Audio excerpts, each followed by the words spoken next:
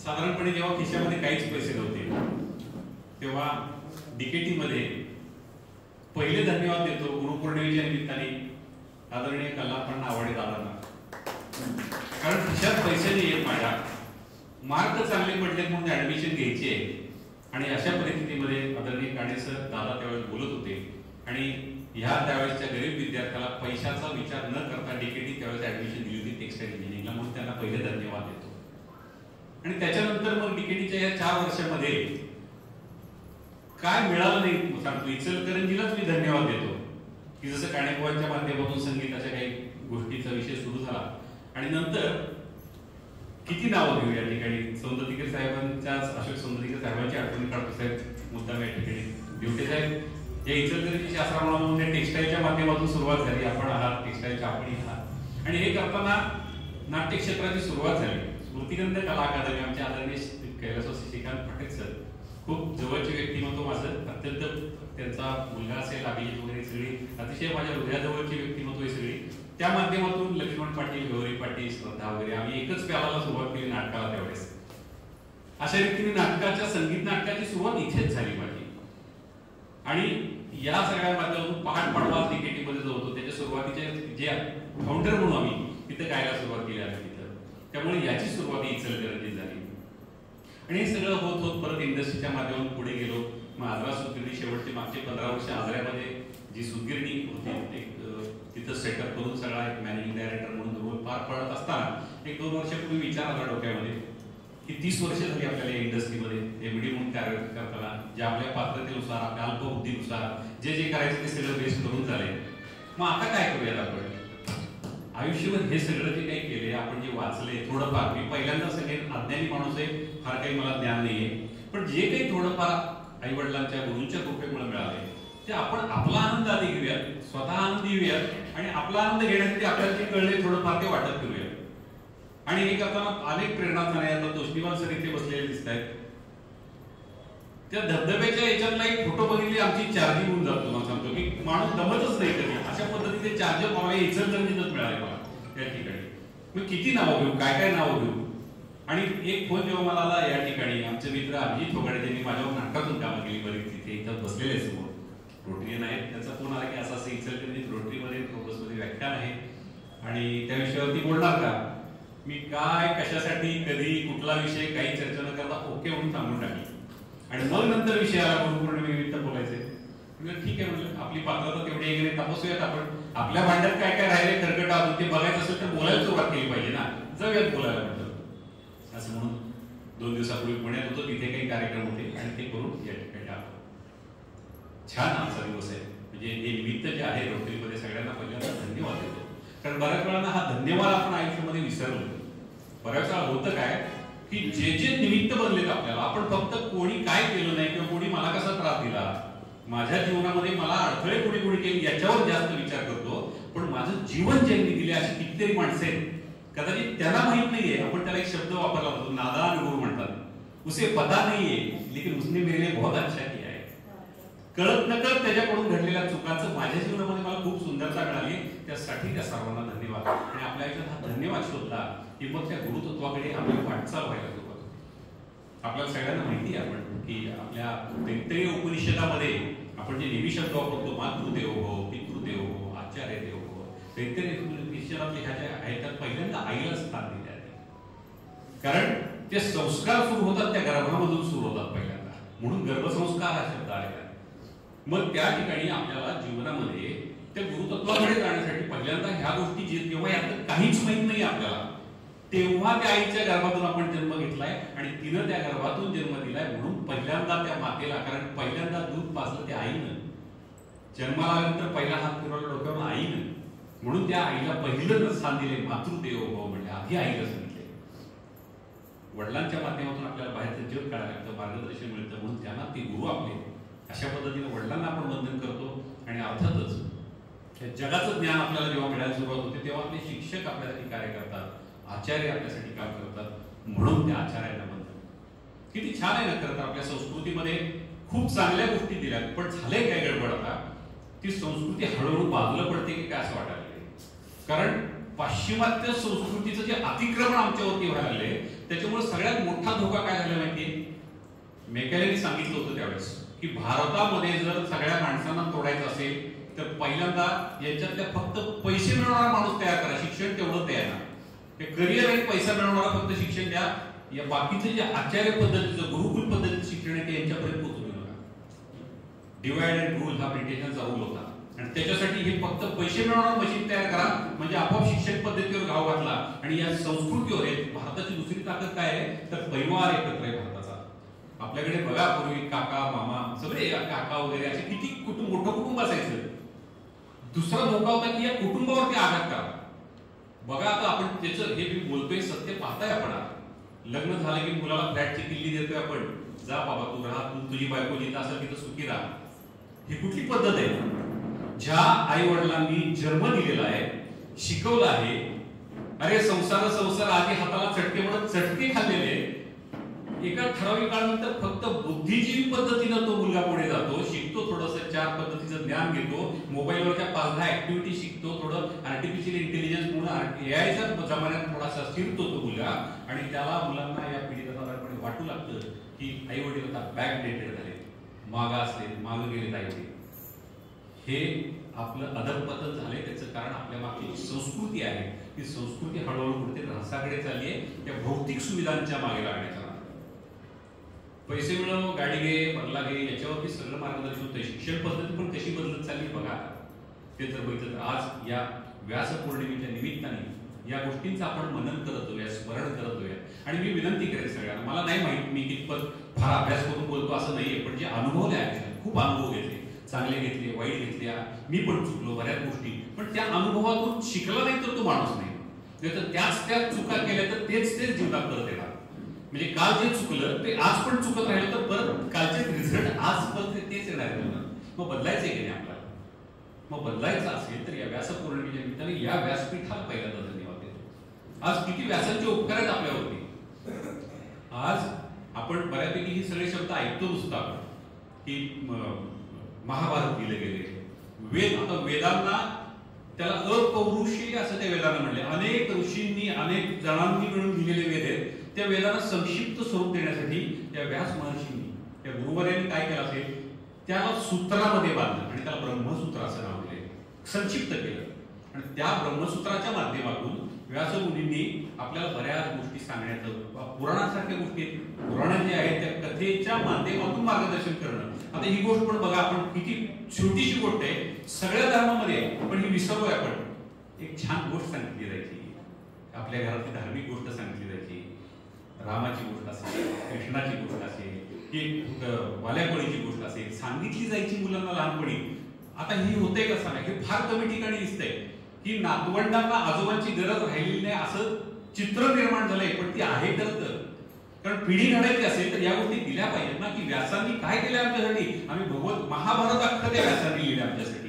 त्या महाभारतातली जी भगवद्गीता आम्ही ऐकतो ती कृष्णाने सांगितलेली गीता आहे. व्यासांनी आमच्यासाठी काय काय नाही केलं, या सगळ्या गोष्टी दिलेल्या आहेत. म्हणून त्याला व्यासपीठ असं म्हणतात.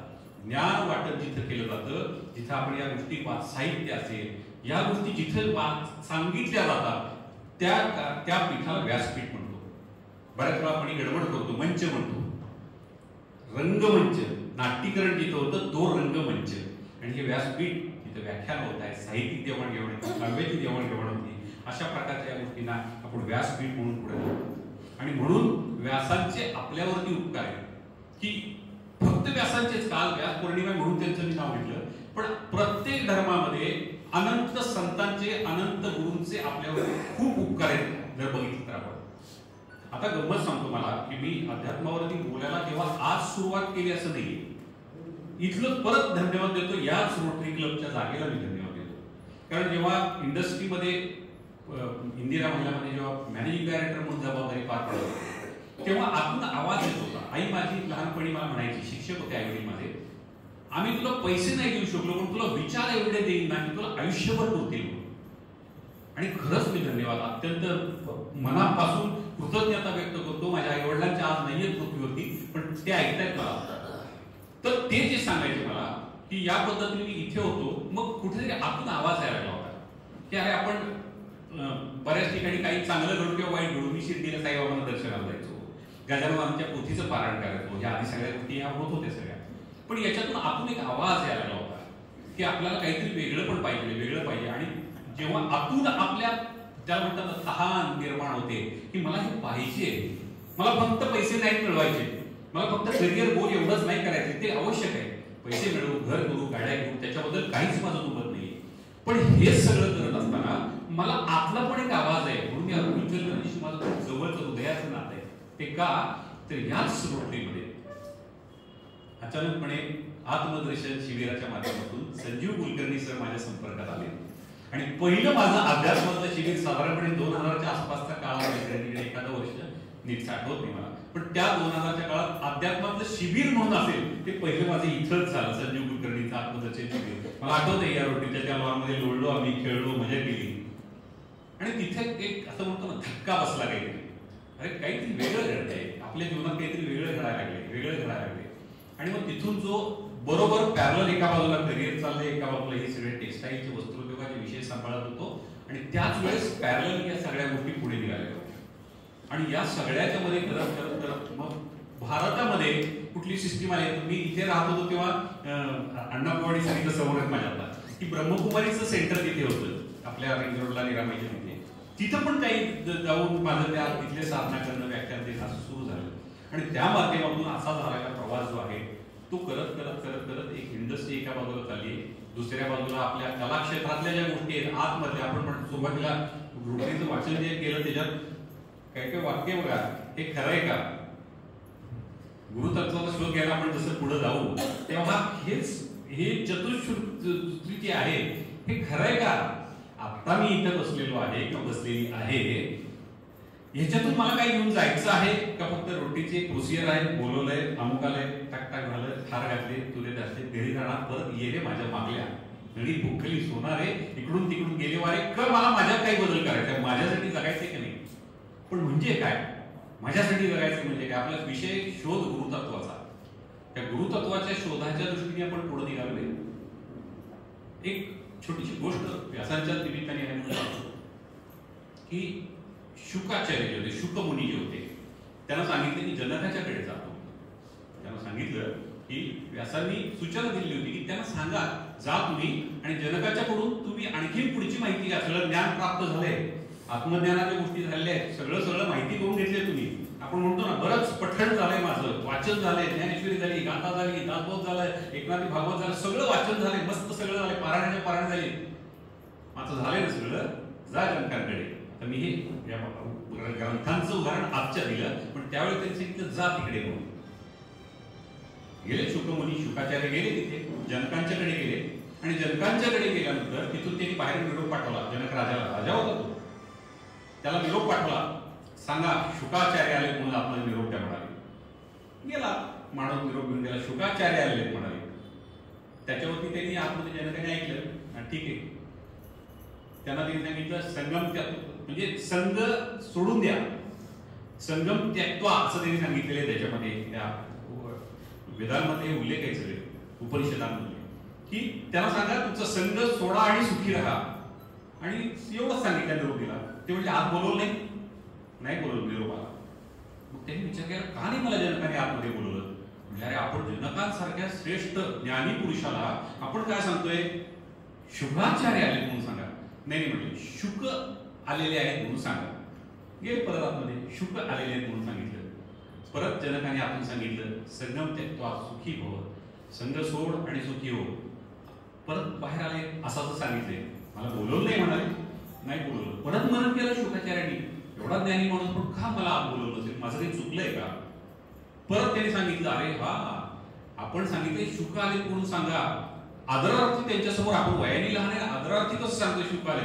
परत सांगा म्हणजे शुक आलाय म्हणून सांगा. परत आत गेला. आत गेल्यानंतर परत राजाला सांगितल्यावर राजाने परत तेच संगम त्यक्त्वा सुखी भव, संघ सोड आणि सुखी हो. अरे काय भानगडे, परत विचार केला आता काय चुकलं माझं. परत मनन केलं. ही खूप महत्वाची गोष्ट आहे, चिंतन करणं, मनन करणं. जोपर्यंत आपण आपलं भांडण कुठं चाललंय, खरगट काय काय शिल्लक आहे आपण बघत नाही, तोपर्यंत उत्तर मिळत नाही. मग शुकाने ते केलं आणि मग त्यांनी सांगितलं अरे आपलं नाव आपण काय सांगतोय, नाव तरी माझं आहे का. मी जन्माला आल्यानंतर कोणीतरी आत्यानी कानात कोरोर असलं काहीतरी करून ठेवलेलं नाव आहे ते माझं नाहीये नाव. म्हणजे मी माझं ठेवलेलं नाव पूर्ण माझं नाहीये, ते कोणीतरी दुसऱ्याने ठेवलंय. मी काय सांगतोय शुका आले म्हणून. मग त्याने सांगितलं कोणीतरी आले म्हणून सांगा. मग परत आतमध्ये गेले, कुणीतरी आले म्हणून सांगा असं म्हणाले मी. मग आत गेल्यानंतर परत विचार केला कुणीतरी आले. जनकाने आतून उत्तर ठरलेलं संगम त्यक्त्वा सुखी हो, तू संग सोड आणि सुखी हो. आता कळलं झालं शुकमुनींना, अरे आता काय चुकलं माझं, अजून पण काय असं करायला लागले. आणि मग त्यांच्या लक्षात आलं की अजून कुणीतरी आहेच. मी निरोप काय दिलाय, कुणीतरी आलंय म्हणून सांग. म्हणजे मी स्वतः अजून कुणीतरी समजतोच आहे. ती अहंकाराची जी अवस्था आहे, तो इगो जो आहे तो एवढ्या लेवल नाही की अजूनही मी स्वतः कोणीतरी आलंय म्हणून निरोप दिलाय. शांत बसले, मौनात बसले, काहीच निरोप दिला त्यांनी. परत 5व्या मिनिटाला जनकराजे स्वतः बाहेर आले आणि म्हणाले, अरे वा मुनीवर आलात, या या या तुम्ही आतमध्ये या. का आपल्या गुरुतत्वाचा शोध लागला होता तिथे. ज्ञान मला भरपूर मिळालं आहे, पुस्तक समोर आहे, ग्रंथ समोर आहे. भगवान महावीरांनी काय नाही दिलं आपल्याकडे, सगळ्या गोष्टी दिलेल्या आहेत. पण वस्तीमध्ये गेल्यानंतर मी तिथून काय घेऊन येणार हे महत्वाचं आहे. जिथे त्यागाची परमोच्च अवस्था आहे, कपड्याचं सुद्धा भान नाही, ही ध्यानाची सुंदर अवस्था त्यांची होती. त्या ठिकाणी आम्ही जाऊन काय मागणार आहोत, परत डिमांड, फक्त डिमांड करणार आहोत का, याच्यावर मनन करण्याची अवस्था आहे. आणि हे सगळं होत असताना जेव्हा शुकांना लक्षात आलं की मी कोणीच नाहीये, मग आपल्याला हे सगळं होण्यासाठी गुरुतत्व हा जो भाग आहे की हे आपलं काय माझ्याकडे आहे. म्हणजे साधारणपणे सेपियन्स जर बघितले तर 75,000 वर्षापूर्वी मेंदूची डेव्हलपमेंट सुरू झाली माणसाची. मनुष्याच्या मेंदूची जी डेव्हलपमेंट आहे, विचार बुद्धी चालू झाली, कुठून विचार मेंदूला चालना मिळाली 75,000 वर्षापूर्वी. त्याच्या आधीची काय सिच्युएशन होती, ते आम्ही कुठे आहेत, एवढ्या मोठ्या ब्रह्मांडामध्ये एवढी पृथ्वी, एवढ्या अशा पृथ्वीमध्ये एवढा असा भारत, एवढ्या अशा भारतातला एवढा असा महाराष्ट्र, एवढ्या अशा महाराष्ट्रातली एवढीशी इचलकरंजी, एवढ्याशा इचलकरंजीतलं एवढंसं रोटरी किलोचं ठिकाण, आणि त्या ठिकाणावर भरलेला चंद्रशेखर फडणवीस एवढा कुठं काय. आणि मी म्हणतो मी काय पदावर एक कल्पना आहे का मी काय काय केले जीवनामध्ये, मी कसला भारी माणूस आहे माहिती का म्हणतो. इंडस्ट्रीतून 2 वर्षापूर्वी सगळ्या पदांच्या रिटायरमेंट घेतल्या आणि मी इंडस्ट्रीत असताना शेवटच्या वर्षी घरी सांगितलं मला जिवंतपणे ते गुरुतत्व पाहायचंय आणि जिवंतपणे मरणाचा अनुभव घ्यायचा आहे. घरी म्हटले पटकन हे काय बनवले, अरे 55 वर्षाच्या माणसाने रिटायरमेंटची भाषा करायला काय. म्हटलं मला हे पाहायचं. 1 वर्ष मी शेवटचं थांबलोय आणि सांगितलं की आता मी सगळी पदं सोडतोय, पण आपली पदं सोडल्यावर आपल्याला कोण कोण विचारते ते मला बघायचं होतं. की पदांवर जोपर्यंत सगळे सॅल्यूट येतील, सगळे नमस्कार येतील, जोपर्यंत आपलं पिताजीचं वडिलांचं पद आहे तोपर्यंत मुलं विचारतील. मुलं मोठी झाल्यावर आईचं पद आहे, जेवण करते, अमुक करते, घर सांभाळते, सासू सांभाळते, सासरे सांभाळते, तोपर्यंत त्या पदाला, ज्या दिवशी त्या पदाची किंमत संपली त्या दिवशी विचारायचं कमी होऊन जातं. मग एवढ्या मोठ्या ब्रह्मांडात मी नक्की कसा आहे किंवा कशी आहे, माझं नक्की अस्तित्व कसं आहे. जसं मला ज्ञान, आपण गुरु आणि सद्गुरू असे 2 शब्द आहेत. माझ्या दृष्टीने म्हणाल तर गुरु ज्ञान आपल्याला व्यवहारिक ह्या लौकिक जीवनाचं, भौतिक जीवनाचं, म्हणजे जसं शाळेत आईने शिकवलं अननसाचा बाबा, आता आजकालच्या काळामध्ये ट्विंकल ट्विंकल लिटिल स्टार शिकवलं जास्त जातं. मग ते शिकवायला सुरुवात केली आईनं, शाळेत शिकवायला सुरुवात केली. म्हणजे या भौतिक जगामध्ये तुला घर, गाडी, पैसा, अमुक तमुक मिळवायचं, समाजामध्ये प्रतिष्ठा, नाव हे मिळवायचं आहे म्हणून शाळेतून सांगायला सुरुवात केली. आई वडिलांनी शिकवलं, शिक्षकांनी शिकवलं, नातेवाईकांनी शिकवलं. मग हे आपल्याला शिकवायला सुरुवात केली किंवा समाजात वापरायचंय कसं. आता इथे आपण बसलोय, आपल्याला कोणीतरी ज्ञान दिलंय, त्या कोणीच्या तरी गुरूंनी सांगितलं की खुर्चीवरती तुला बसताना कसं बसायचंय, किंवा बाबा तुला व्याख्यान ऐकताना कमीत कमी 45 मिनिटं 1 तास झोपायचं नाही, डोळे उघडे ठेवून झोपायचे, डोळे बंद करून झोपायचं नाही. कोणीतरी शिकवलंय आपल्याला. पण त्या व्याख्यानात जरा ठीक असेल तर ठीक, नाही तर 15 मिनिटात झोपायला सुरुवात होती आपल्याला. पण तोही प्रोटोकॉल आहे, हो झोप आली हो बंद करा असं सांगायचं नाही आपल्याला. हे कुणीतरी शिकवलंय आपल्याला. हे प्रोटोकॉल्स जे आहेत, जसं सुरुवातीला या सगळ्या रोटीच्या सिस्टीम्स आहेत, या कोणीतरी शिकवलंय. ते ज्ञान व्यवहारिक जगासाठी बाहेरून मिळतं ते ज्ञान.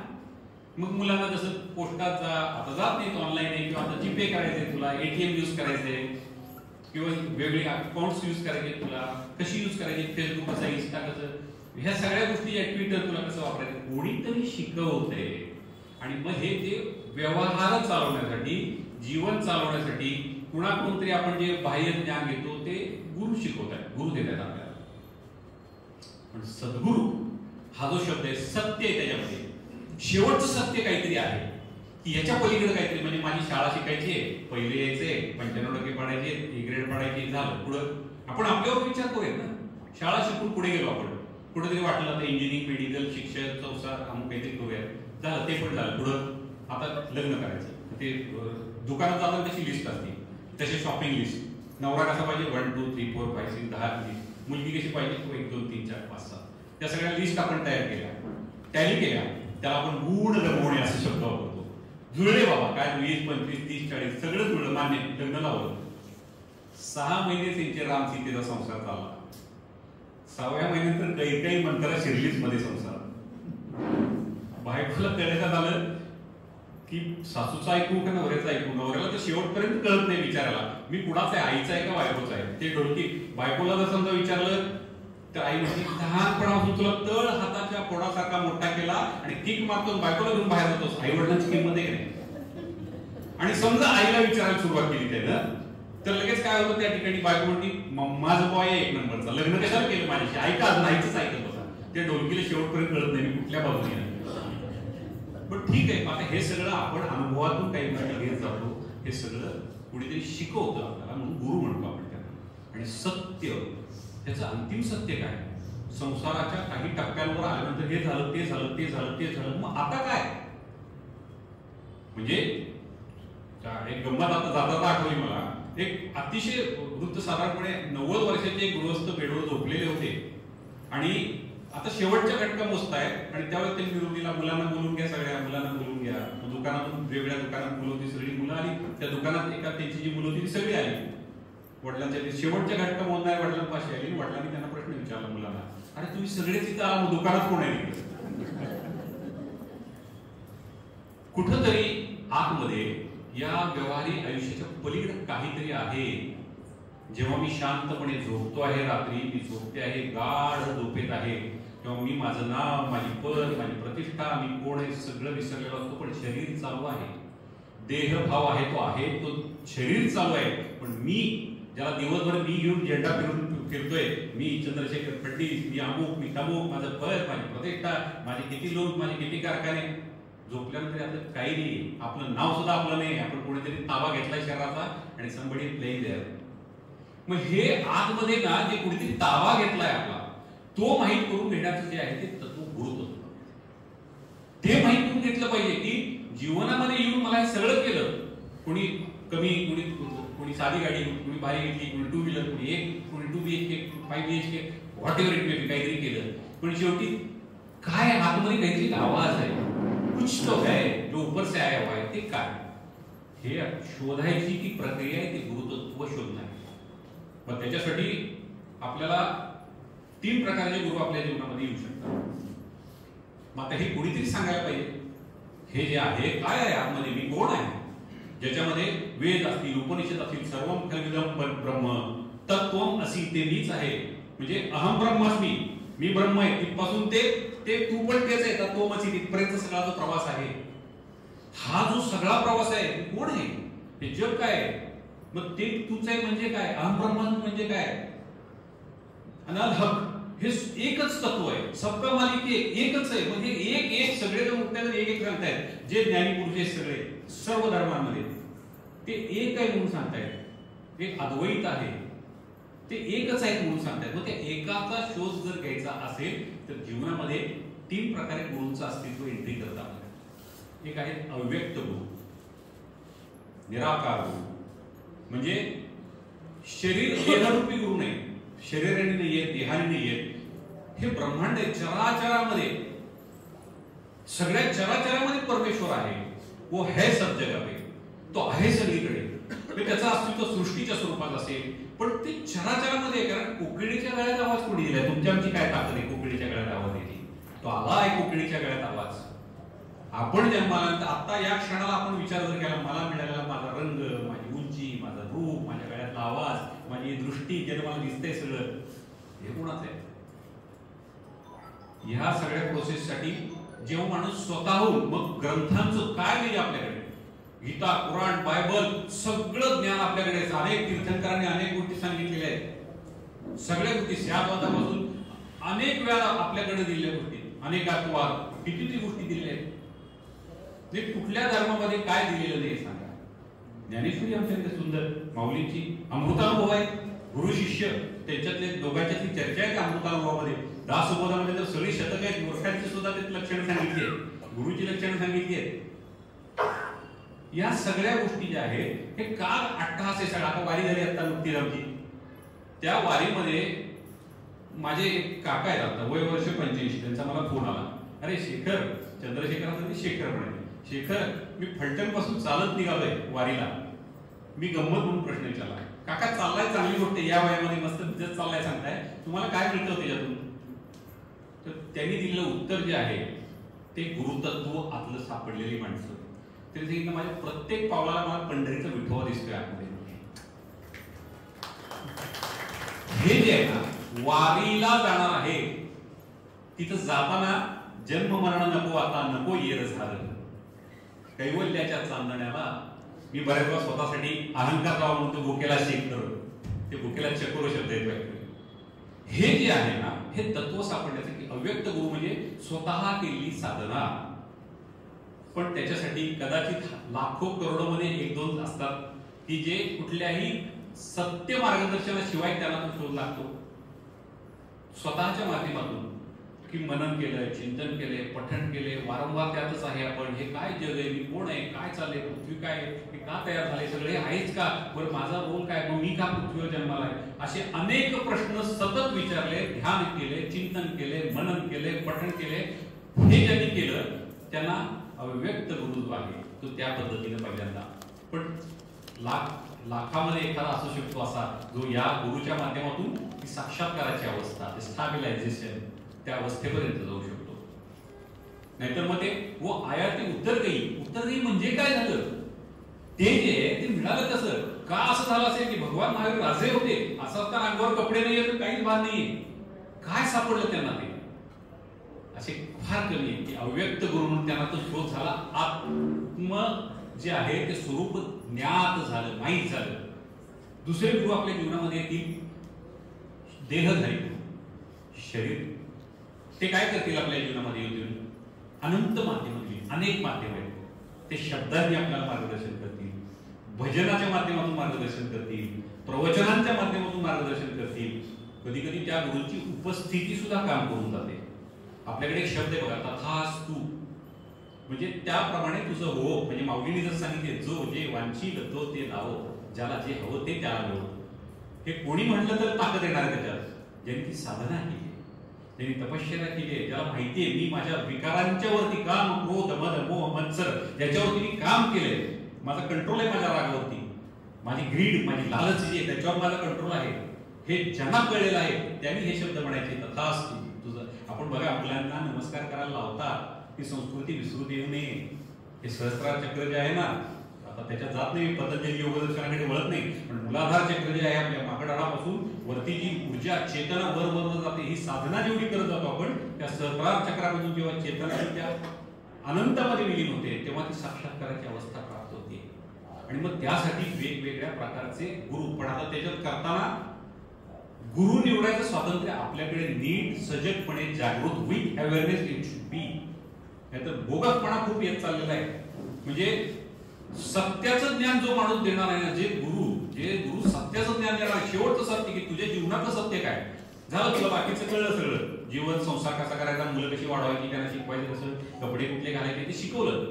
पण याच्यानंतर जो सत्याचं ज्ञान देतोय तो गुरु सत्याचं ज्ञान देतोय का स्वतःच्या फायद्यासाठी काय करतोय हे तपासणं खूप गरजेचं आहे. अशा ठिकाणी त्या ठिकाणी जे आहे ते देहधारी गुरु जे शरीराच्या माध्यमातून आले, किती जणांनी आपल्यावरती उपकार केले बघा. संत गजानन महाराज आहेत, साईबाबा आहेत, भगवान महावीर आहेत, भगवान बुद्ध आहेत, शंकराचार्य आहेत, हे ज्ञान मार्गातून गेलेले सगळे गुरु. किंवा दुसरा जो मार्ग आहे, ज्ञान मार्गाच्या माध्यमातून मनन करायला प्रश्न दिले, चिंतन करायला प्रश्न टाकले, मग करा म्हणायचं मी कोण आहे, बस डोळे बंद कर, बस शोध स्वतःला. असं शोधायची प्रक्रिया, डोळे बंद करून त्यांना ध्यानात करायला लावलं. हे पायस का तू, हे नाव तुझं आहे का, मग यातलं काय तुझं आहे, काल तू लहान बाळ होता, आज आहे का, भातुकलीची भांडी तुझी त्यावेळेस किती महत्वाची होती तुला, माझी भातुकली, माझ्या ते काचा, माझ्या, आता काय वेळे पण होता तशीच ही वाहतुकली जशी जशी पुढे जाईल तसं कळत जातं मागे ती वाहतुकली होती, ती वाहतुकली होती, ती वाहतुकली होती. पण हे सांगायला कोणीतरी योग्य मार्गाचे गुरु पाहिजे, कोणीतरी अधिकार प्राप्त गुरु पाहिजे, ज्यांना हे समजलेले. काय विठुमाला लेकुबाळा म्हणत असताना काय त्याचं ब्रह्मांडाचं कसं, तू कसं घेऊन चाललाय सगळ्या संतांचा मेळा, तो कसा घेऊन चाललाय हे सांगण्यासाठी कोणीतरी सद्गुरू. आता गंमत बघा, माऊलींच्या ज्ञानवारांच्याकडे काय कमी होतो, काय नव्हतं त्यांच्याकडे, पण तरीही गुरु कोणीही चांगले सद्गुरू होऊ शकतात. निवृत्तीनाथ त्यांचे गुरु झाले. भाऊ गुरु असतात. आपण आपल्या या संस्कृतीमधून काय घेऊ शकतो आपण, तर आमच्याकडे आमचे भाऊ सुद्धा गुरु होऊ शकतात. गुरुला वयाचं काही बंधन असू शकत नाही. 16 वर्षाची ज्ञानेश्वरी लिहिली, भावार्थ दीपिका लिहिली गेली, तुकोबांची गाथा संसारातच होते, प्रपंचात होते, पण गाथा लिहिली गेली तुकोबांची. म्हणून आपल्या जीवनामध्ये योग्य गुरुचं येणं हे आतल्या गुरुतत्वाला जाग करून देणार की का हे सगळं आहे. बघा ना, आपल्याला भूक दिली, विचार करत बसलो की मला भूकच लागली, नसती भूक दिली तर कसलं जेवला होतं, काही गरज नव्हती जेवायची. का नाही, हे शरीर दिले, त्याची सिस्टीम दिली आहे, ऐकण्यासाठी का नाही. आता सगळेजण इथं ऐकतायत, येतंय ना सगळ्यांना ऐकू. मग आता हा आवाज जेव्हा कानावरती येतोय, गुरुतत्वाचा शोध घेत जायचंय म्हणजे काय, कुठून येतोय आवाज हा. एक समोरचा कोणीतरी माणूस बोलतोय, मी ऐकते आहे, माझ्या कानावरती येते आणि somebody is receiving, कोणीतरी ते रिसीव्ह करते, घेते आतमध्ये. हे सतत सतत सतत ही प्रक्रिया जेव्हा आपण लावून घेतो तेव्हा तो आतला शोध लागायला सुरुवात होते.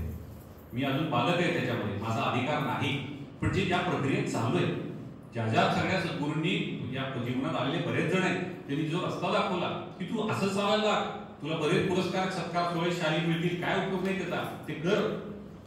ही लीला चाललेली पृथ्वी, लीला शब्द आहे, हे नाटक चाललेलं आहे. त्या नाटकात आलास ना तू, तुझी भूमिका कर. म्हणजे मला आठवते एकच काळामध्ये मी दारुडे सुधाकरांची भूमिका केली, तेच पुढच्या नाटकामध्ये देव दिनागिरी धावलामध्ये, अरे वा, आमचे एक नाटककार पण त्या ठिकाणी बघा, छान उत्तम. तसंच देव दिनागिरी धावलामध्ये कृष्णाची पण भूमिका केली. फरक काय हे सांगण्याचं, त्या स्टेजवरती सुधाकरची भूमिका करतोय का कृष्णाची, बाहेर आल्यानंतर त्याला कळलं पाहिजे ती माझी भूमिका होती, फक्त मला दिली गेलेली भूमिका होती. मी बाहेर आल्यानंतर मी चंद्रशेखर फडणवीसच आहे, पण चंद्रशेखर फडणवीसला पण कळलं पाहिजे की हे पण तू कोण आहेस, तू समजून घ्यायची प्रक्रिया तुला कोणत्या सद्गुरू आणि जीवनामध्ये त्याच्याशिवाय कळणार नाही. म्हणून आपल्याला हे देहधारी गुरु जे आहे ते लागतात. आणि तिसऱ्या प्रकारचे गुरु जीवनामध्ये लागतात. आपल्याला प्रत्येकाची वेगवेगळी अवस्था आहे. पृथ्वीवरती बघा तुम्ही सगळे प्रकार आहेत. रस्त्यावरच्या पोपटाच्या तोंडातून काळ काढून भविष्य बघणार सुद्धा आहे. आता ते योग्य अयोग्य चुकीचं या विषयात आपण जात नाहीये, पण एवढी सगळी लीला चालली, व्हरायटी चालली, पेपरमध्ये रोज उठून आपलं भविष्य म्हणतात, मेषरास काय, मीन काय, मिथून काय, आणि त्याप्रमाणे दिवस ठरवतात. आहेत असे सुद्धा. तिसरे जे गुरु आहेत त्यांना आपण म्हणूयात आदेश गुरु असं मी त्याला नाव देतो. त्यांनी आदेश देणं गरजेचे. काही ठिकाणी असं होतं की नाही, माझं मला मनन करून मला नाही सापडत आहे, काय म्हणताय, दुरितांचे तिमिरदाव विश्वस्पद सूर्यभाव, काय मौलीने काय म्हणायचे, मला सापडत नाही हे जे आहे. मग का मौली म्हणतात, जे जे भेटे होतो त्यात मानिजे भगवंत. म्हणजे काय, प्रत्येक जण भेटतो त्याला भगवंत कसं मानायचं, कसं काय म्हणू शकतोय. त्याने तर काल माझ्या बिझनेस मध्ये मला चेक दिला नाही, सोडणार नाही मी त्याला. काल जाता तर मला इतकी बोलली माझी सून, मला आता लक्षात, अजून विसरत नाही मी, लग्नात मला साडी दिली होती, 5,000ची साडी तिला दिली, मला 1,000 दिली, अजून विसरत नाही. हे कसं काय करायचं. यासाठी एक गुरु असे पण पाहिजेत की जेव्हा माझं मनन करता येत नाही, मला नामस्मरणासारख्या गोष्टी पण मला स्वतःहून कळत नाहीये, मग कोणीतरी मंत्र देतात. आता त्या मंत्रांनी काय होणार आहे असं आहे का, पण त्या पात्रता असलेल्या त्या प्रकारच्या गुरुंनी एक काहीतरी तू हे कर, घे बाबा, म्हणायला सुरुवात कर, काहीतरी नामस्मरण कर, पूजा कर, सकाळी बस 10 मिनिटं बघ तरी.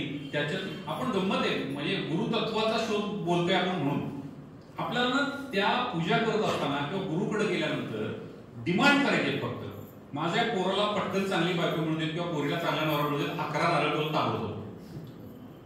का, ज्या ब्रह्मांडाची निर्मिती त्यानं केलेली आहे त्याच्या समोर जर द्यायचेच ना, देऊयात आपण, पण या भावने देऊयात, परमेश्वरा या नारळाला फोडल्यासारखा माझ्याचा अहंकार सगळा तू संपव आणि मला समर्पित कर, आणि जो जे वांछित तो केला. म्हणून आपल्याकडे बघा, सर्वे सुखिनः सन्तु सर्वे सन्तु निरामया सर्वे भद्राणि पश्यन्तु मा कश्चित् दुःख भाग्भवेत्. किंवा आपण सगळेजण एक देवीची प्रार्थना करतो, सर्व मंगल मांगल्ये शिवे सर्वार्थ साधिके, सगळ्यांचं मंगल होईल ना, सगळ्यांचं कल्याण होईल.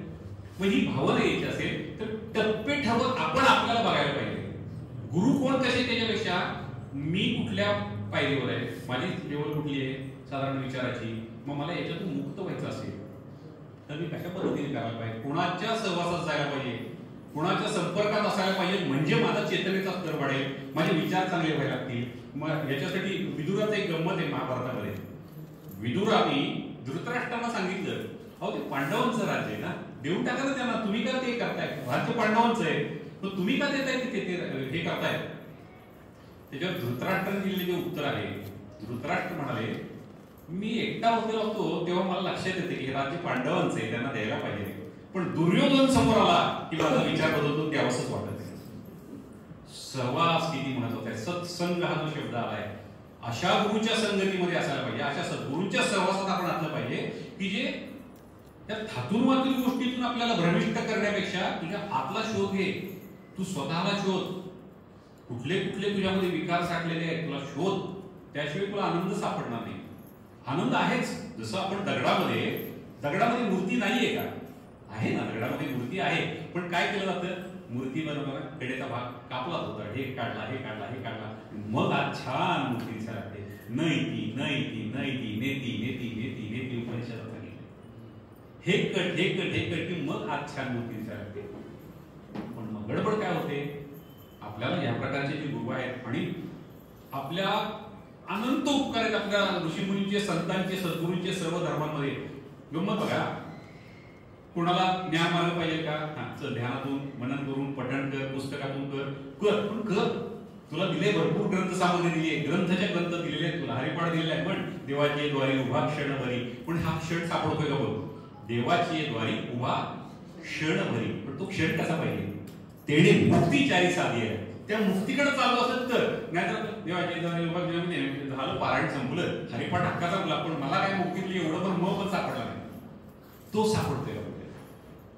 आणि म्हणून आपल्याला ज्ञान मार्गाच्या माध्यमातून काही गोष्टी दिलेल्या आहेत, योग मार्ग दिलाय. आता गुरु दत्तांचं पण तिथं समोर मूर्ती आहे, सत्वर दत्त, त्रिगुणात्मक त्रयमूर्ती दत्त हा जाणा शब्द बघा बरं, गुरु तत्वाचा शोध विषयाकडे आपण, त्रिगुणात्मक त्रयमूर्ती दत्त हा बघा नाही, जाणा, अंडरस्टँडिंग म्हणून अवेअरनेस असा शब्द येतो. With awareness you should know what exactly it is. माझ्याकडे 3 गुण, मला शरीर देहधारिणी आहे, मला सत्व रज तम, सन्मानाचे विचार करायसाठी सत्व गुण आहे, काही विश्रांतीसाठी तमोगुण दिले, अतिरेक झाला की आळस होतो त्याचा, आणि मला कार्य करण्यासाठी कर्मण्यवादिका रस्ते मा फलेषु कदाचन, म्हणजे कर्म करायचे त्या फळाच्या जास्त नादी न लागता हे फळायसाठी मला रजोगुण पण दिलाय. पण गंमत काय झाली, आम्ही फक्त रजोगुण घेऊन फक्त पळायलाच लागले. थोडी विश्रांती घ्यायची, शांत मनन करायचे, मला अरे किती उपकार आहेत माझ्यावरती त्या निसर्गाचे, नियंत्याचे, जो कोण असेल, जीजस, अल्लाह, परमेश्वर, ईश्वर, सद्गुरू. आता बघा की जीवनात धन्यवाद की सुंदरता पाहिजे असेल तर एक आपण सगळेजण आता इथं बसल्या बसल्या विचार करूया, पण ते प्रामाणिकपणे स्वतःला एक प्रश्न विचारूया. आज सकाळी मी माझ्यावर बोलतो, म्हणजे कुणाला काही असं वाटणार नाही, पुढचं जे बोलतोय ते कुणाला व्यक्तिशा वाटणार नाही. समजा आज सकाळी मी उठलो, मी सकाळी आज उठल्यानंतर पहिला विचार मी खरं तर काय करायला हवाय, मी जिवंत उठलोय, केवढी मोठी गोष्ट आहे माझ्यासाठी, मी जिवंत आहे, अरे क्या बात आहे. रात्री मी झोपल्यानंतर झोपेत मला काहीही माहित नव्हतं तरी माझी डायजेस्टिव्ह सिस्टीम चालली आहे, माझ्या सगळ्या ब्रिदिंग, माझा श्वासोश्वास चाललाय, माझा रक्तप्रवाह चाललाय. सकाळी उठल्यानंतर 2 ते 2च हात आहेत, त्याचे 5 हात झालेले नाहीत आपोआप. झोपेत 2 पाय होते, सकाळी उठल्यानंतर एकच राहिले, असं झालेलं नाहीये. ज्या डोळ्यांनी मला हे विश्व दिसते, ते डोळे दिसतायत, तो कॅमेरा, त्याच्या मागचा कॅमेरा सापडतोय का मला या डोळ्याच्या मागचा, या कॅमेऱ्याने दिसते, त्याच्या मागचा कॅमेरा दिसतोय का, अरे धन्यवाद. आरशात समोर गेल्यानंतर छान, माझ्या नशिबी कुठून नवरा असला भेटलाय कोणाला माहिती. सकाळी उठल्या गंमत बघा आपण काय करतो, हा धन्यवाद राहिला बाबला. काय करायचं, सगळी माणसं बाद आहे, रस्त्यांचं असेल, राजकारणाचं असेल, सगळीकडे करप्शन आहे, माणसंच बाद आहे, पोरच अशी झाली आहे, पुरीचं काय फोन करत नाही, लग्न होऊन गेली तिकडं, शेजाऱ्यांचं तर काय कचरा आमच्या दारात आणून टाकतात. सकाळ झाली रे झाली की इतकी सुंदरता आहे की मी जिवंत आहे. खरं तर ही फिलिंग एकदा आतमध्ये आलं ना तर मग लक्षात येतं की अरे येस, अलाइव्ह, मी जिवंत आहे, याच्यापेक्षा आणि काय. आता बघू पुढे काय करायचं, पण आधी तो आनंद घेणार, 1 मिनिटात काही ना. हा थँक्स, कृतज्ञता, ग्रॅटिट्यूड, हे सकाळी रोज सकाळी एक सवय लावली आपण. बघा, पहिल्यांदा जिवंत उठल्यानंतर मी समजा जिवंतच नसतो उठलो तर काय झालं असतं सांगा. आणि आलो नसतो, फार तर आमचे चेअरमन त्या ठिकाणी म्हणाले असते, बरा माणूस होता, त्याला बोलू होता, पण आलाच नाही अचानक कुठंतरी. पण नाही ना झालं, येऊन बोलू शकतो मी इथं सगळ्यांच्या समोर. म्हणजे काय, येस आय एम थँकफुल, मी धन्यवाद आहेत नेचरला, प्रकृतीला, परमेश्वराला धन्यवाद आहेत. हा धन्यवाद सापडणं आपल्याला गरजेचं आहे. तो आतमधल्या गुरुतत्वासाठी योग्य गुरुची आपल्या जीवनामध्ये गरज आहे. योग्य शब्द वापरतोय, कारण त्याच्यात फार, नाहीतर कुठल्या तरी युट्यूबला बघितलं कोणाच तरी काय ते 1 मिनिटाची क्लिप बघितली युट्यूबला, त्याला वाटलं बस साक्षात्कार माझा झाला उद्याच. असं नाही होत, ती साधन आहे. पण आपल्या आणि त्या गुरुतत्वामध्ये किती अंतर आहे असं वाटतंय आपल्याला. आता हे प्रश्न खूप साधा आहे, पण त्याच्या मागे तितकी तपश्चर्या करायला पाहिजे. म्हणजे एकदा अष्टावक्र जे आहेत, अष्टावक्र मुनी, अष्टावक्र गीता मुनी आहे त्यांची, जशी भगवद्गीता आहे तशी अष्टावक्र गीता मुनी आहे त्यांची. तर त्या अष्टावक्र मुनींच्याकडे जनक राजा जेव्हा आणि म्हणाला, मला एक सांगा, मला मोक्ष कधी, मला ती मुक्तीची अवस्था कधी. त्यांनी पाहिलं, झाली तर आत्ताच, नाही तर राजा तुला कधीच नाही म्हणाले. म्हणजे ती म्हणाले, साधी गोष्ट आहे म्हणाले, तुझ्या आणि तुझ्या आतलं जे तत्व आहे, गुरुतत्व जे आतमध्ये मुळात जे आहे, जी शिवाची सुंदर अवस्था आहे, त्याला शक्ती जोडलेली आहे, ती आतली जी तुझी सुंदर अवस्था आहे ती तुझ्याच जवळ आहे. त्याच्यावरती तू जळमट टाकलीस, पडदे टाकलेस भरपूर. मला गाडीतून येताना मगाशी असं खूप छानसं लक्षात आलं, अण्णापुढे आपण बसलायचो, मगाशी काय झालं, रिव्हर्स करताना गाडीला माझ्या रिव्हर्स कॅमेऱ्यामध्ये सगळं दुसरं दिसायला लागलं. बघा, गुरु कसे जीवनात येऊन काय मार्गदर्शन करतील सांगता येत नाही. ते दुसरं दिसायला लागलं मला रिव्हर्स घेताना. मला कळलं नाही, मार्ग दिसत नाहीये मला, हे दुसरं का दिसायला लागले मला. ते जीप असते की नाही, वडा काय म्हणतात त्याला, ते फिरणारी, त्यातला माणूस शेजारी बसला होता. तो म्हणला, डिगीच्या मागे तिथं वरच्या बाजूला कॅमेरा म्हणला, ती पुसा, त्याच्यामुळे दुसरं दिसायला लागले. काय कुठलं व्याख्यान जातोय, स्वतःचं तत्वज्ञान जोडणारे 2 मिनिटात अज्ञान गळून पडलं तरी सगळं आपलं अज्ञान काय रे, एवढं माहित नाही मागे कॅमेरा आहे त्याच्यामुळे दुसरं दिसते. आता या जागा आहेत, या शोधायच्या जागा आहेत. ह्या चुकीच्या ह्या अहंकारावरती, जसं सांगदेव महाराजांनी 1400 वर्षे त्या शरीराने तपश्चर्या केली आहे. वाघावर बसून हातात साप घेऊन निघाले तिकडे, या भावंडा निवृत्ती ज्ञानदेव सोपान मुक्ताबाईकडे आले जोरामध्ये. तिकडे 2 मिनिटात काय भिंत चालवली त्याच्या तपश्चर्या साधनेने, त्या योग साधनेने. अरे मी जिवंत वाघाला घेऊन जाऊन एवढा शांतपण करतोय, एवढा अहंकार करतोय, यांनी ती निर्जीव भिंत चालवली, केवढी साधन आहे यांच्याकडे. गाडी उतरले, पटकन नमस्कार केला. तो अहंकार आहे ना, तो काढण्यासाठी मग गडबड कुठं होती आपली, आपण का असे आहोत. आता पुढचा जो मुद्दा मी मांडणार आहे तो, कृपया ज्यांना माहित असेल त्यांना वंदन, माहित नसेल तर कृपया आपल्या जीवनातला आनंद शोधायसाठी याची सुरुवात करूया. झालंय काय आपलं, आपण पाळण्यामध्ये होतो सगळे, होते ना सर, रोटीमध्ये सगळे पाळण्यात वगैरे होते ना, असं काही नाही ना, डायरेक्ट पदार्थ वगैरे सगळे आपण पाळण्यामध्ये होतो. काही माहित नव्हतं आपल्याला, पण एक साधारणपणे 6 महिने वर्षाचे होतो तेव्हा पाळण्यात शांत जाऊया आपण. विचाराने मी बोलतोय तसं पाळण्याकडे जाऊया आपण, आपण स्वतःला पाळण्यात घेऊन बघूया. कारण बऱ्याच वेळा ते शरीर एवढं टाकलंय ना, ते पदांवर मी बाप आहे, मी आई आहे, मी सासरा आहे, ते काही हलतच नाही लगेच. स्वतःला इतकं काही समजून बसतोय आपण, असू दे त्या अर्धा तास काम करताना त्या पदावर. तर पाळण्यात होतो आपण, तेव्हा आपल्याला काहीही माहित नव्हतं, आपलं नाव माहित नाही, काहीच माहित नव्हतं. आपण शांत झोपलोय, कोणीतरी आले जाऊन कुळकुळून हलवलं आपल्याला पाण्यामध्ये, आणि आपण हॅ करून मस्त हसून एन्जॉय करत होतो, पाण्यात हातपाय हलवत करत होतो ना आपण सगळे. मग एवढ्या गोड सुंदर निरागस बाळाचं असं काय झालं, ते आता लोणचं झालंय आमचं सगळ्यांचं, काय झालं त्याचं. त्याच्या मागे कारण असं, नोईंगली अननोईंगली, जाणतेपणी अजाणतेपणी त्या पाळण्याच्या शेजारी चर्चा सुरू होत्या. काका 1 नंबर बाप, तुला सांगतो. ते बाळ म्हणते, काका बाळ असते होते. मग शेजारी सुनेला तर ना तिची आई रोज फोन करून तिला शिकवत असणार आहे. सुनबाई म्हणतात, सासूबाई दिसतात तशा नाही, डेंजर आहे आमचे. सासरे म्हणतात, काय राव, कुणाला समजून सांगू हेच मला कळत नाही. ह्या चर्चा विविध प्रकारच्या, मी आता काही उदाहरणादाखल घरातली उदाहरणं घेतली, अशा अनंत चर्चा त्या पाळण्या शेजारी चालल्या. आणि माणसाला जन्माला येताना एक गोष्ट घेऊन माणूस आलाय, मन नावाची गोष्ट, 11वी इंद्रिय. 5 ज्ञानेंद्रिय, 5 कर्मेंद्रिय आणि 11वे इंद्रिय ते मन. मन कैसे केवडे, सापडता सापडत नाही असं ते मन माकड आहे, ते चंचल आहे. आणि त्या मनाला घेऊन आपण पृथ्वीवरती आलो. आल्या आल्या त्याच्या आसपास सुरू झालं सगळं. मुलगा मोठा व्हायला, एकदा मुलाला आमच्या चांगल्या शाळेत घालूया.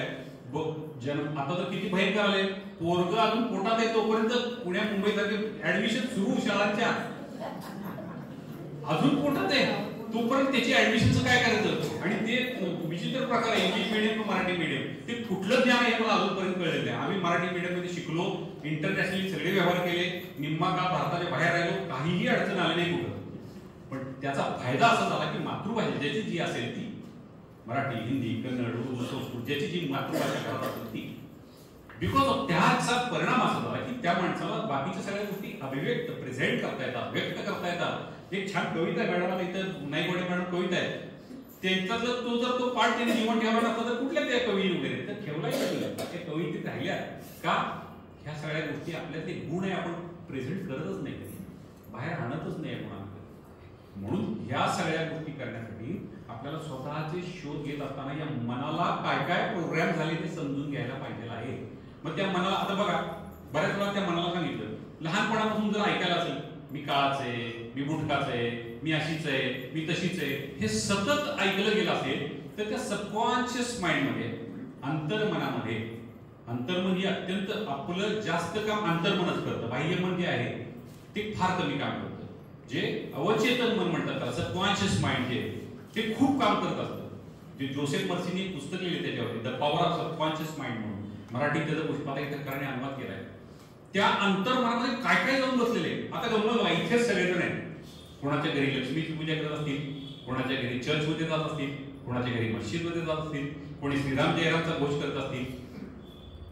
हे मनन करण्याचा भाग आहे. माझ्याकडे हे कुठून आलंय?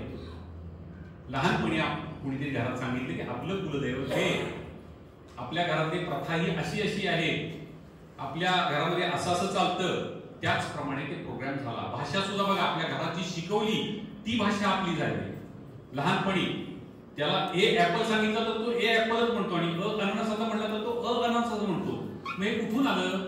हे सतत सतत सतत सतत शिकवली गेलेली गोष्ट आहे, ती आज जाऊन बसली अंतर्मनामध्ये, तो प्रोग्राम झाला. आणि त्याचा परिणाम असा झाला की आपण ते सत्य मानून चाललो, तेच सगळं करायचं. आणि मग माझं जर ते सत्य आहे तर बाकी त्यांचं सगळ्यांचं चुकीचं, आणि जर इतरांचं चुकीचं असेल तर माऊली संपली आमची तिथं. मग जो जे वांचील संपलं, दुरितांचे जे काळाचे सगळं संपलं, मग फसायलाच संपलं. इथं असं झालं फक्त माझंच खरं, तो मी मोठा झाला, त्या मी गडबड करायला सुरुवात केली. आणि तो एवढा झाला की कंदिलाच्या आतल्या दिव्याच्या वरती ही काच असते, त्या काचेवरती काजळी काजळी काजळी बसली, ही विकारांची काजळी होती. तुलना, जोपर्यंत 2 भाऊ आहेत किंवा 2 मित्र आहेत समजू, जोपर्यंत त्याचं आणि याच्या घरामध्ये एक सारखीच गाडी आहे, मारुती 800 आहे आपण असं समजू, तोपर्यंत छान आहे दोघांचं. ज्या दिवशी त्या भावाच्या घरामध्ये मर्सिडीज आली किंवा BMW गेली, त्या दिवशी ह्याचा त्याच्याशी तुलना, कंपॅरिझन सुरू झाली. आणि हा तुलनेने डेंजर हा जो मी आणखी स्ट्रॉंग केला, आणि ते दुःख उघडायला सुरुवात केली आपण. त्याच असते, माझ्याचकडे का, माझ्याच मुलाला का असं, माझ्याच घरात का. मग या सगळ्याच्या मग कोणीतरी करता कविता आहे ना, एक थर्ड पॉवर ज्याला सायन्स पण मान्य करते, ती आहे ना. मग ती आहे हे समजण्यासाठी रोज मी काय केलं, माझ्या आपलं तत्व चालू करण्यासाठी मी रोज काय वेळ दिलाय. आमच्याकडे ज्याला हे काही समजत नाही, किती सोपं केले सगळ्या संतांनी, नवविधा भक्ती सारखी भक्ती दिली. काही नाही मला कळत, मला यातलं काय कर्मण्य वाजिका रस्ते नाही कळते, परित्राण आहे साधो, काही समजत नाही मला. समुद्र वसरे देवी, पर्वत कर्मण्यले, विष्णू पत्नी नमक तुम्ही, मला नाही काही यातलं काहीच कळत नाही. सकाळी उठल्यावर कराग्रे वसरे लक्ष्मी कर्म, काय नाही हे पण येत नाही मला, काहीच येत नाही मला. भक्ती कर, काय करायची भक्ती, नामस्मरण कर, हे काहीतरी नाव घे, बस शांत. किती आपल्याला किती छान केले बा. कुठल्या तरी आपल्याला गुरुनी एखादं काहीतरी रामकृष्ण हरी दिलंय, श्रीराम जय राम जय जय राम दिलेला आहे. प्रत्येक धर्मामध्ये काहीतरी दिले, नमो हरिहंताणाम, नमो सिद्धाणाम, ह्या काही गोष्टी दिल्या. ते काय शांत सकाळी गडबड कर, हे जे 50 विचार चालले, इसी असतो ना, टाक टाक टाक टाक टाक टाक चालू, त्याला कुठेतरी शांत कर बाबा. अगं बाई ते काय चाललंय सकाळी उठल्यापासून, त्याला कुठेतरी शांत कर, तुझं व्यवस्थित प्रेम कर, त्याच्यासाठी सकाळी बस, नामस्मरण कर. म्हणजे 50 विचारांना एका विचारात यायचे. लेखन हे सुद्धा सांगितलंय आपल्याला, लिहायचं म्हणजे काय गीतात लिहिली पाहिजे असं नाहीये. आपल्याकडे विवेक चुडामणी लिहायला पाहिजे असं काही नाही. मला साधं साधं सोपं एक 5 ओळी रोज लिहायच्या. लिखाण केल्याने काय फायदा होतो तुम्हाला सांगतो. बरेच जण जग लिहितात बघा, काय फायदा होतो त्याचा. आपण नुसतं बसलो असतो की 50 विचार चालू असतात. लिहायला बसलो की विचार एकदम कंट्रोल्ड विचार येतात. किंवा वाचन संस्कृती, ग्रंथ हे गुरु का म्हणले, ग्रंथांना गुरु का म्हणले, खूप मोठं कारण आहे. आता जसं कोल्हापूरला वाचनालयात मी संचालक म्हणून काम करताना मी मुलांच्यासाठी मुद्दाम शिबिरे घेतो. लहान मुलांची शिबिरे, वाचायला लागा. मग मला काही जणांनी विचारलं, सगळं सर मोबाईलवर सगळे अवेलेबल आहे, काय अवेलेबल नाही, तुम्ही पुस्तक वाचलं तर का 8 तास करताय. त्याच्यावर त्यांना मी सांगितलं